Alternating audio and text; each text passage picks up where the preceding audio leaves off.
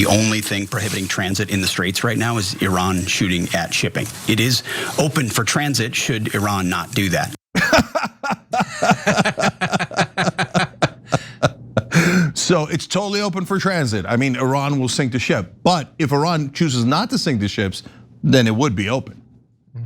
Yeah, I suppose they would, wouldn't it? But that's not what they're choosing to do, because we chose to declare war on them and they have chosen to fight back. So what you're gonna see here is, in order to try to defeat the Iranians, which we're not doing at all, we're going to accidentally help the Russians.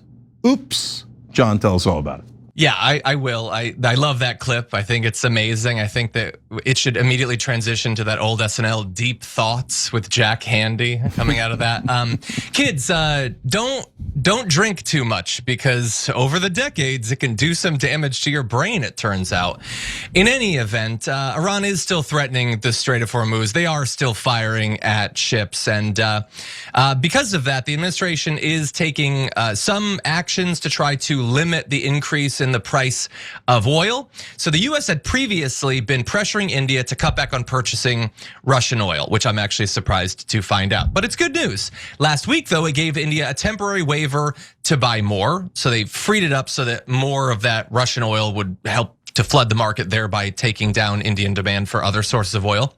Yesterday, it announced that the US would be issuing a 30-day waiver for all countries to buy oil from Russian ships that were already at sea. And they think they've threaded the needle where, hypothetically, this will help bring down the cost of gas, but won't put a bunch more money into Russian hands, they say, because it doesn't apply to oil that hasn't already been shipped out of the country. And supposedly, they derive a lot of the money through taxation at the point of extraction.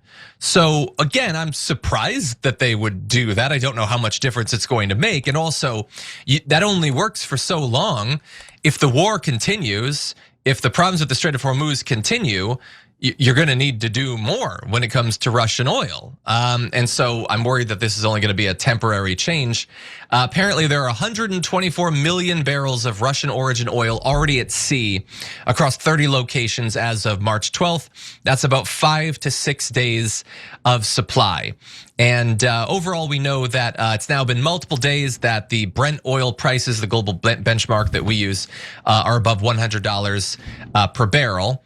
And so that's the thing. They're doing these actions, Cenk, to temporarily increase the supply of oil. But as many people have noted, that's not the supply of gasoline at the point of consumption.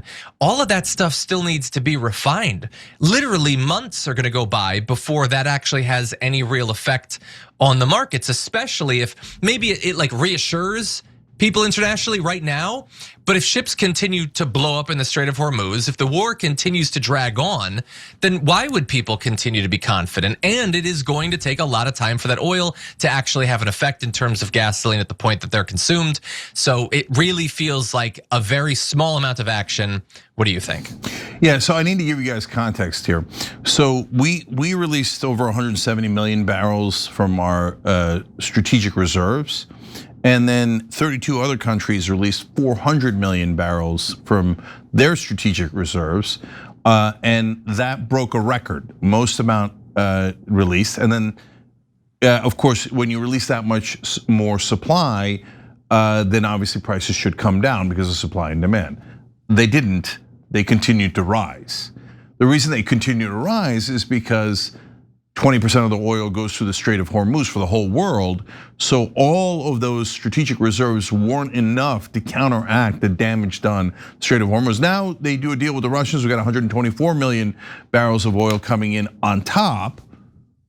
Didn't dent prices, prices continued to go up. We said that oil would get to $100 per barrel, and Trump and his goons were like, oh, ridiculous, that won't happen.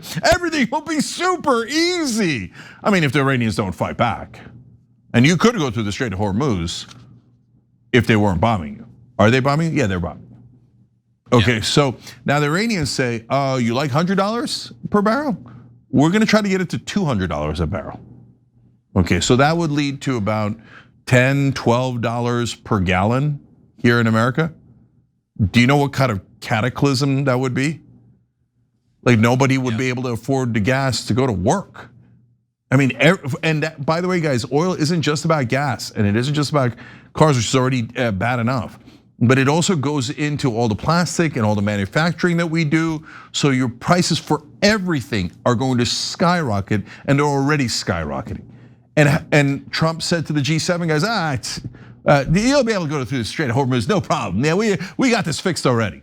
Right after he said that, 2 more ships got hit.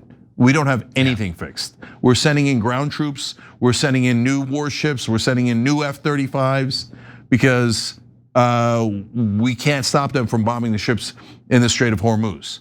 So, John, this is going to get worse and worse as we go. And I'll lay out a marker here, which is this weekend.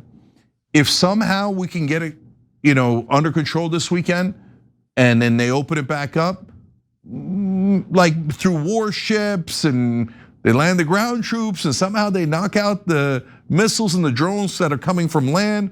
And if you remember on the show, I don't know if you were on it, John, but I said, look, don't put our warships in the Strait of Hormuz. Look at how easy it is to hit the ships.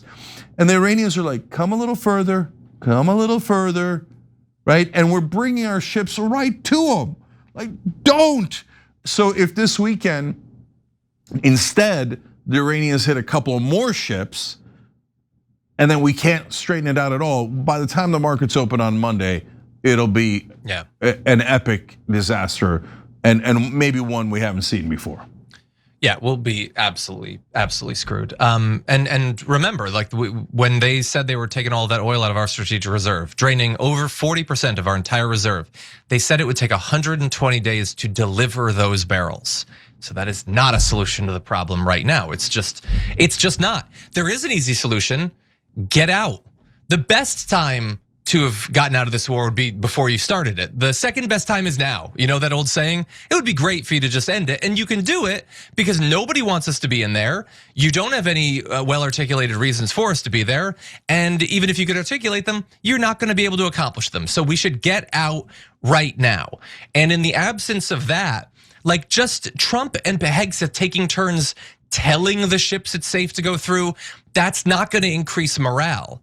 But I do have an idea. You might recall in Game of Thrones, King's Landing is being attacked, and Tyrion rides out to show the soldiers that they're going to be okay. I think that Trump and Pete Hegseth should go on those cargo ships, show that they're confident that it is safe. I think that would actually really help with morale. Yeah. For now, though, what's that? As I said earlier in the week, Trump should go in at the front of those ships and, like, Leonardo DiCaprio in the Titanic, go, I'm king of the world, which is what he's always wanted to be. So have at it, Hoss. Yeah. This is your big opportunity. Now, in the meantime, it isn't just the crews and captains of those ships whose morale is down. It's the American public who's really worried about prices going up. But that said, as bad as Trump and Pete Hegseth are in terms of messaging around this war, Republican senators are just as bad. And there have been a bunch that have come out to tell people, just suck it up, pay more for everything, when we were already in an affordability crisis. And here is a great example of Jim Jordan. We want Iran not to have nuclear capability, and we want this thing resolved as soon as possible. But I think the American people have common sense, and they understand to stop this regime that for 47 years has killed Americans, killed Israelis, killed others, and killed a number of their own people. To stop them from getting a nuclear weapon is a worthwhile objective, and President Trump is committed to achieving that goal. And if that means prices go up for a short time, I think Americans understand we can live with that. So first of all, the American people have been told by Donald Trump for 6 months now that we already destroyed their capability of having a nuke. So no, I don't think that they think it's a worthwhile goal to go in there. And you'll be telling them 6 months from now that we need to go back. They don't trust you, and they shouldn't. And they were very clear that they don't want wars. Trump campaigned on that. So either he's massively changed his mind or he was lying when he did it. But no, I don't think the American people should have to sacrifice this literally at all. First of all, if this is so important, the Israeli military is very capable. We've given them hundreds of billions of dollars. They can fight the war. Or if this is such an important war that they desperately want to have, Trump's rich. He can pay for it. Elon Musk Get all your tech bros together that all think that this constant warfare is such a great idea. Have the Epstein class fund this war if it's so important for them, either in terms of the stated goals or distracting from the Epstein files investigation. The American people already said they don't want it. They should not be expected to pay for it. Yeah, you know it's lame when they have to go back 47 years to find something that Iran did to us. So this has nothing to do with us. It has everything to do with Israel. They want to replace a regime with a puppet leader for Israel so that no one objects when Israel takes more Palestinian territory, Lebanese territory, Syrian territory, and becomes, as Netanyahu yesterday explained in Hebrew to the Israelis, after this war, we're going to be a regional superpower and a global superpower. That's what this is about, and John is exactly right. Then brother, why don't you send in your ground troops?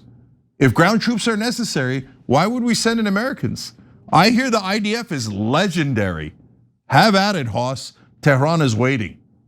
Every time you ring the bell below, an angel gets his wings. Totally not true, but it does keep you updated on our live shows.